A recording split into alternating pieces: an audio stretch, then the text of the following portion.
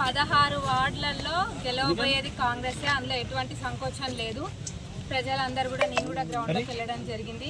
మన పార్టీకి అనుకూలంగా ఉంది. కాంగ్రెస్ పార్టీకి ప్రజాప్రభుత్వం అధికారంలోకి వచ్చినప్పటి నుంచి కూడా ఎన్ని సంక్షేమ పథకాలు తీసుకొచ్చినాయో ప్రజలందరూ కూడా చూస్తూనే ఉన్నారు. అది ఉచిత బస్ ప్రయాణమే కానివ్వండి, లేకపోతే 200 యూనిట్ల కరెంటు ఫ్రీ, ఇంకా చెప్పుకుంటూ పోతే చాలా ఉన్నాయి. ఇంద్రమ్మ ఇల్లు, వివిధ పథకాలన్నీ కూడా చేసుకుంటూ మళ్ళీ మహిళలకు పెద్దపీట వేస్తూ మన ప్రభుత్వంలో ఎన్నో పథకాలు తీసుకొచ్చినాం. అట్లనే మన నియోజకవర్గంలో కూడా 2000 కోట్లకు పైబడి అభివృద్ధి పనులు ఇప్పటికే చేసుకున్నాం. తొర్రూరు పట్టణం విషయానికి వస్తే 100 పడకల ఆసుపత్రి పనులు కూడా ప్రారంభమైతే, దాంతోపాటుగా మినీ ట్యాంక్ బండ్ కూడా మీరు అందరు మన బతుకమ్మ పండుగ రోజు చూసినారు.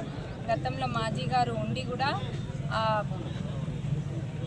8 ఏళ్ల నుంచి కూడా ఎక్కడేసిన పనులు అక్కడనే ఉన్నాయి, ఎక్కడేసిన గొంగలు అక్కడనే అన్న విధంగా ఉండే. నేను ఒక్కటే అప్పుడు మేనిఫెస్టోలో కూడా పెట్టినాము, మినీ ట్యాంక్ బండ్ పనులు తప్పకుండా పూర్తి చేస్తామని.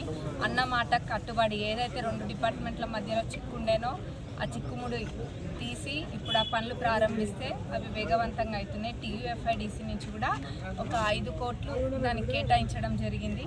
ఆ మినీ ట్యాంక్ బండ్కి ఇంకా కూడా అవసరమైతే ఇంకా పెట్టి ఇది నెంబర్ 1 మినీ ట్యాంక్ బండ్గా తీర్చిదిద్దుతాం తప్పకుండా. ఇంకా దాంతోపాటుగా 15 కోట్ల మన శంకుస్థాపనలు చేయడం జరిగింది వివిధ వార్డులలో. ఇంకా వచ్చేది కూడా చాలా ఉంది తొర్రూరు మున్సిపాలిటీకి.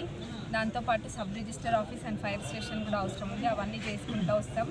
16 వార్డులలో నిలబడ్డ మా తరపున నిలబడే ప్రతి కౌన్సిలర్ క్యాండిడేట్ కూడా ఒక్కొక్కరిని చూసి పెట్టడం జరిగింది. అందులో ఎడ్యుకేటెడ్ వాళ్ళు చాలామంది ఉన్నారు.